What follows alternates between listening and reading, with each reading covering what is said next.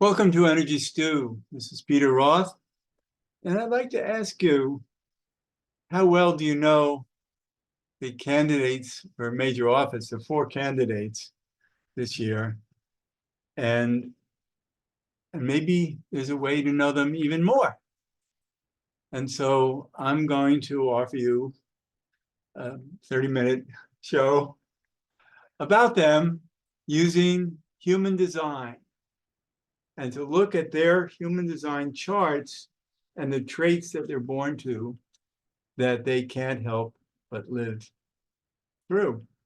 And this is something I'm good at because I've been doing thousands of human design charts for 22 years. There's software that I use. It's nothing that I invent. I just put birth dates and into the places and times into the software, and it kicks out traits of people that is true for them their whole lives. And since I've done thousands of them, I know how accurate it is. And people always assure me how accurate the readings have been. So I'm really happy to go over these charts of these four candidates with the traits that show up, and you can learn more about them. And I'm going to be quick about it. It's a quick dip because a real human design reading can go 2.5 hours. And I'm only going to be giving you some minutes about each one. So what I've done is I've looked at their human design charts, and I've just picked out a lot of the traits that I feel reveal things about them that you'd be interested in. So I'm going to start with JD Vance. Then I'm going to go through Tim Walz, then Trump, and then Harris. So that's arbitrary on my part. So Vance was born on August 2nd, 1984. Everyone was born well before that. He's about 20 years younger than the nearest other candidate. And so let's just see what it says about him. In looking at his chart, there's a body graph that I can look at that shows that he's very self-assured, strong sense of self. He has a lot of traits that not many people have that have to do with a strong belief in oneself and self-empowerment. And he has all that going for him. It's really powerful. And then he has an open mind, which means that his upper chakras, his higher mind and his mundane mind, both of them are undefined, which means that they're wide open. And so he is seeing things always from a fresh perspective. And he also has a trait of logic. And so he has an open, logical mind. So that's how he thinks. And he also has a connection toward his throat of insight. So he speaks through his insights, which is a way of knowing. It's not about understanding so much as it is knowing. There's a difference. And then, so let's go on to other aspects here. He's born to live in the cross of the four ways, which means that's a theme of his life, a purpose. And the four ways means that he's here to seek profound truths. That's the nature of that. Let's call it the cross to bear in life. He has no choice but to seek profound truths.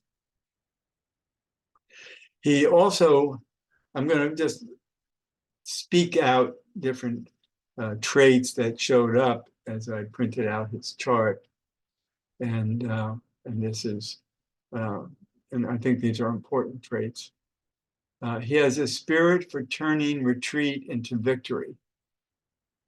I think all politicians need that. There are too many threats. And if you have that, you're always designed to keep stepping forward.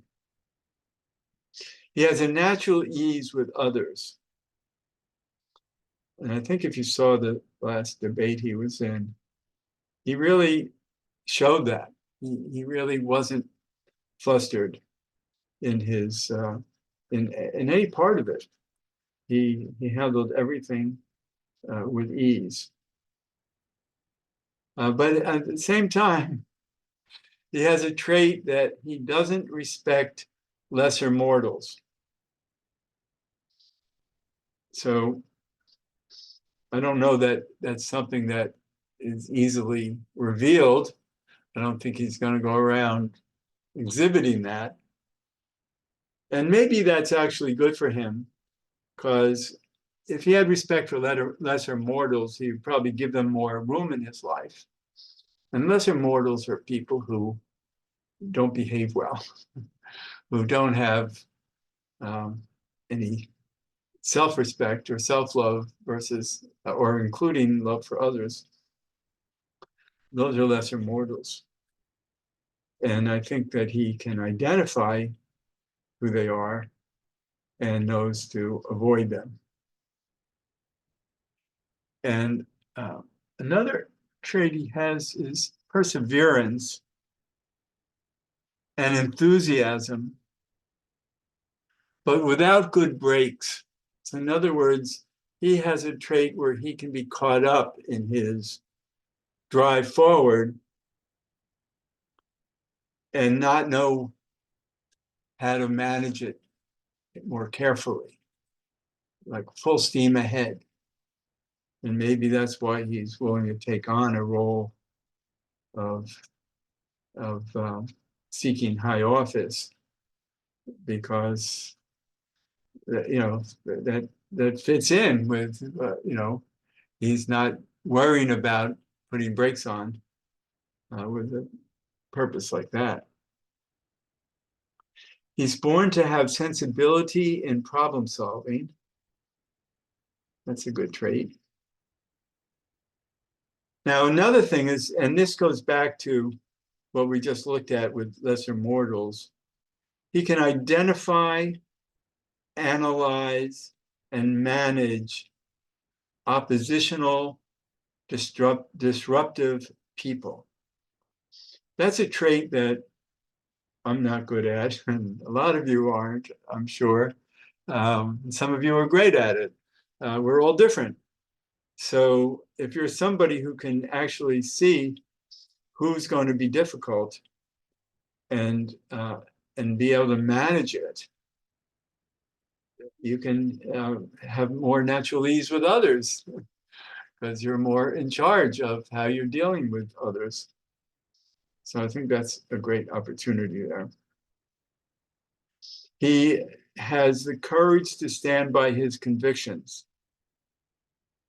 And I would hope that all of the candidates do, and likely do, but definitely prints out in his chart. It's something that he's born to have. And another trait, he has a stubborn reliance on his own insights. And I said earlier how he speaks from his insights. And insights is a trait of individuality. He speaks as an individual, speaks his own mind. And I think when you come from your own mind, you're more likely to, if you have good self-respect, you're more likely to rely on it and to be stubborn in your own insights. He also has a love of life and inner peace.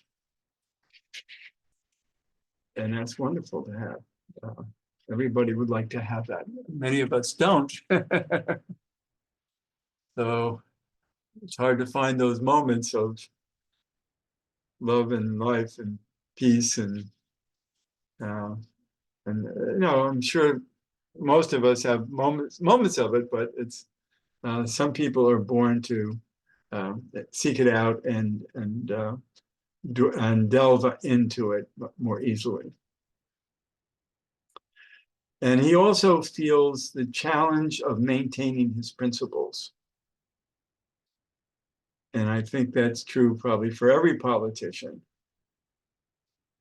And some might not feel that they have to be as challenged by it.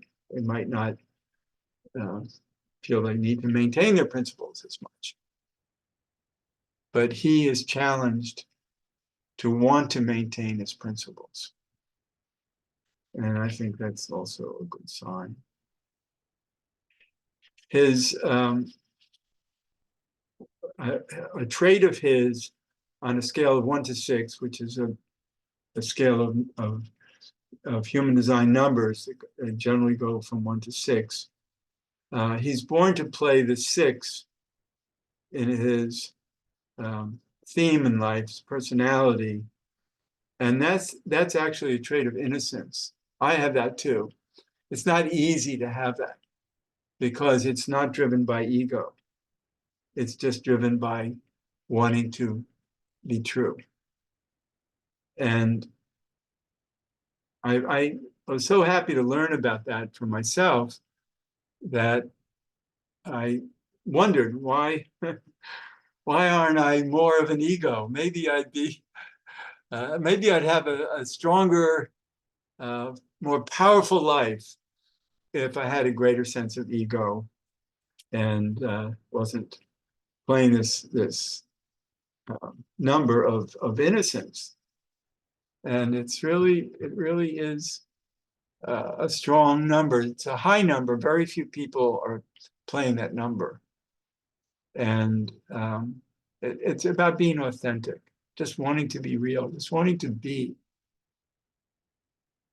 And that says a lot to me about him. So hopefully it'll say a lot to you too. So let's move on to Tim Walz. And he's born to the cross of penetration. So that means he actually penetrates people in awareness of him. He gets seen. He walks around and all of a sudden people go, oh my gosh, look who's here. And his voice is generated from his spleen chakra, and the spleen chakra is a home of fear for survival.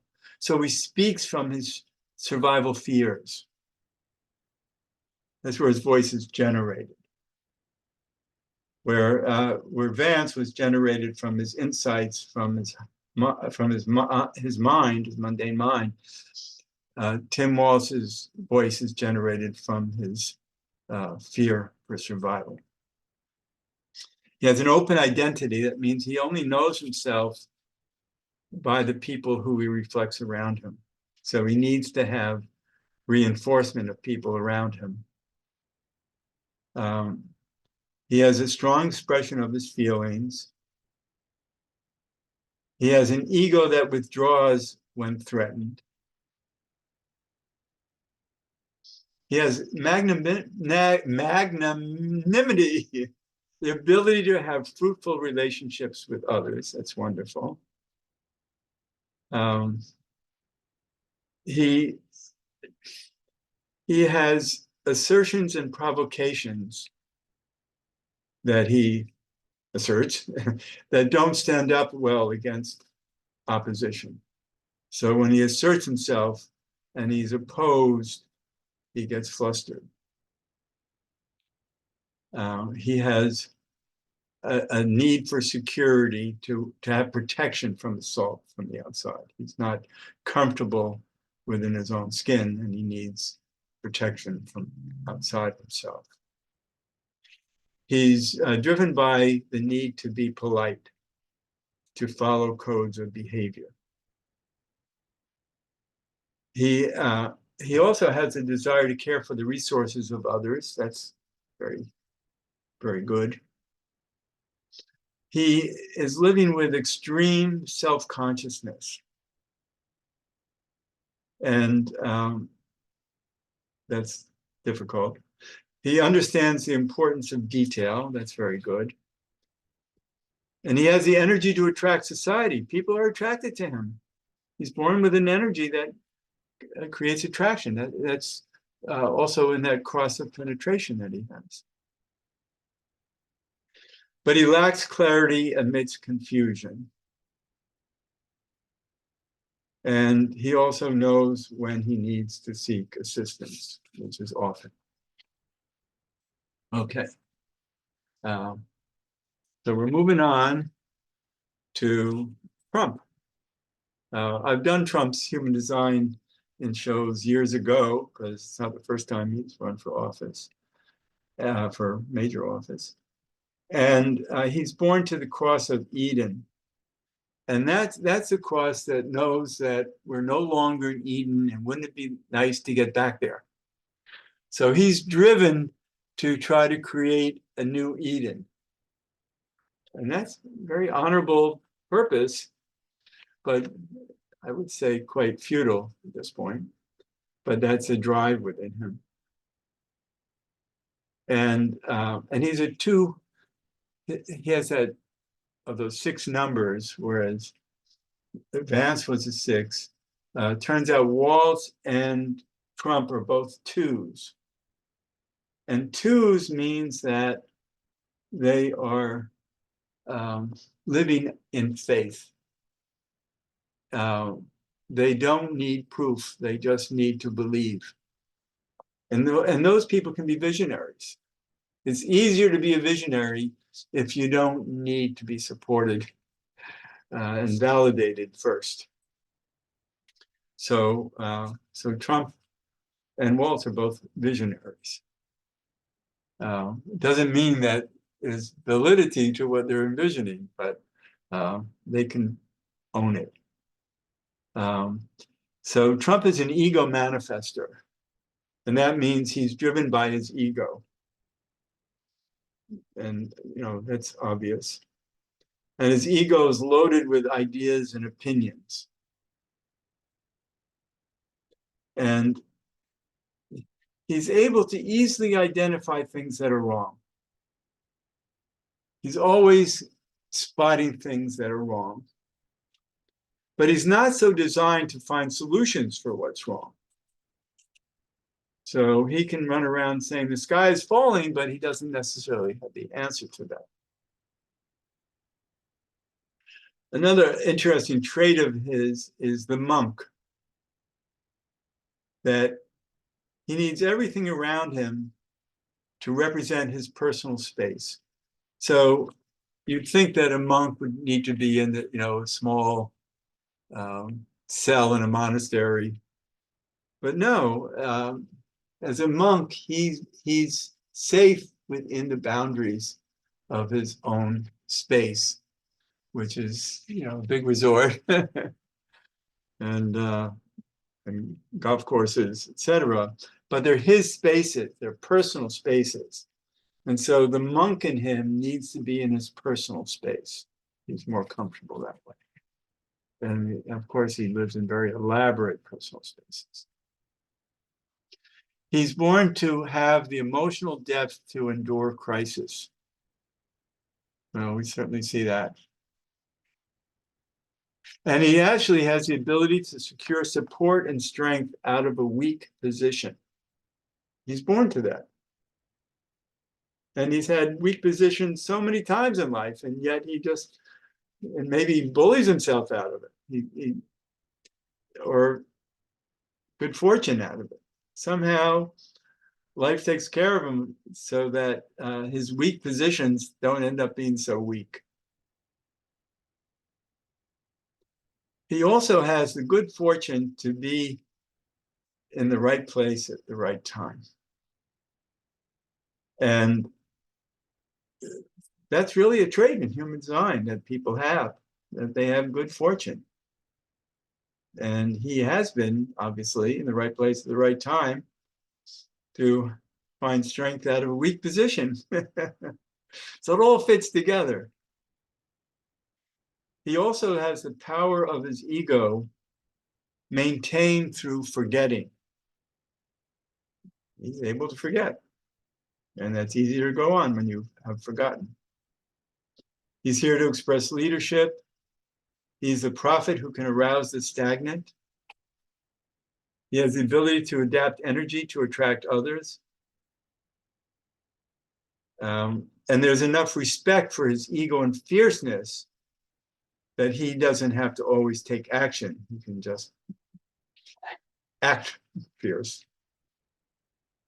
And he also has the ability to find peacefulness. I guess that's how he uses golf. He's highly intuitive, and he needs to be the center.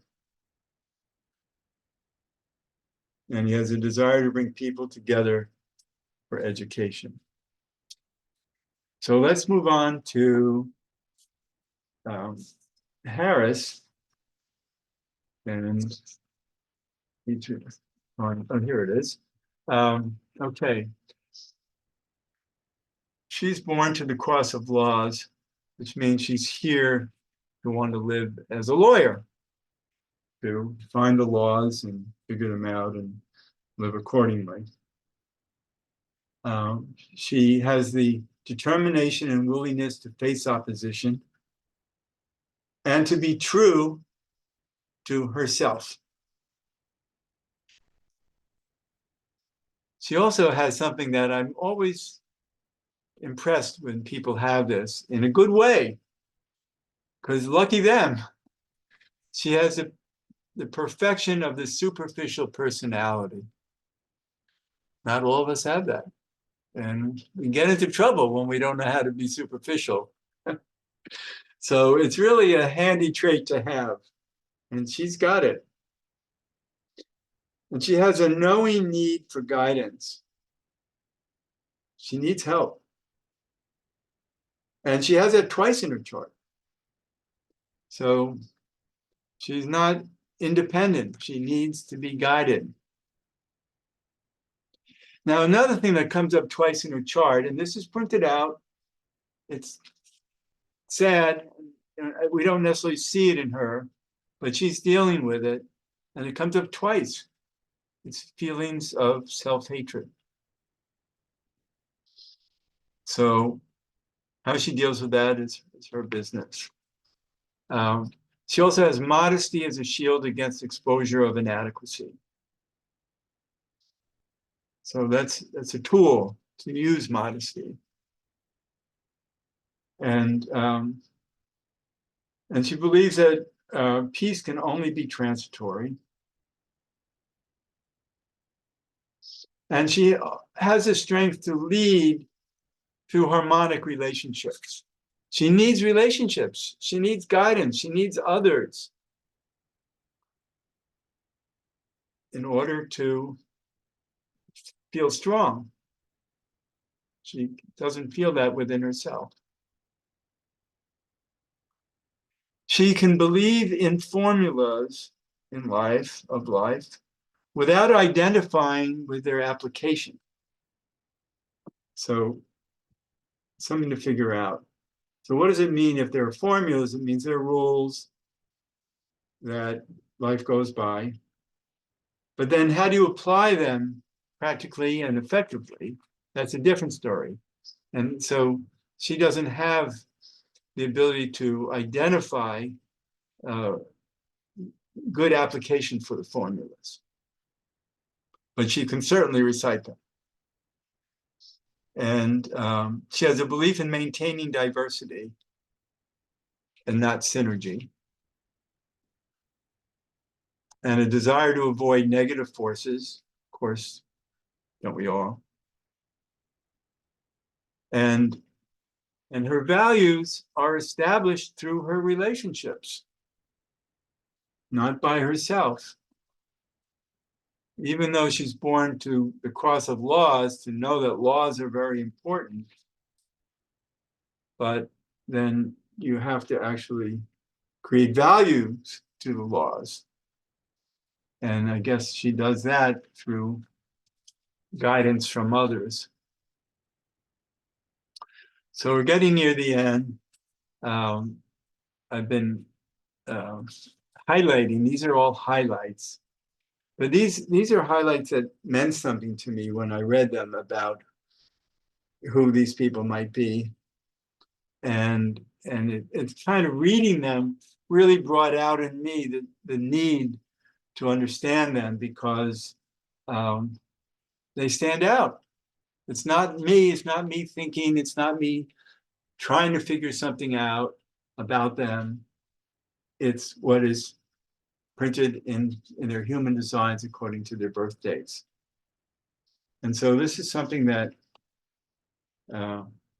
is clear to me, and I hope to you, that these traits, and you might want to go over it again, one at a time, and examine how they feel to you, because I think it's all of them, I think, are very important in understanding each of the candidates.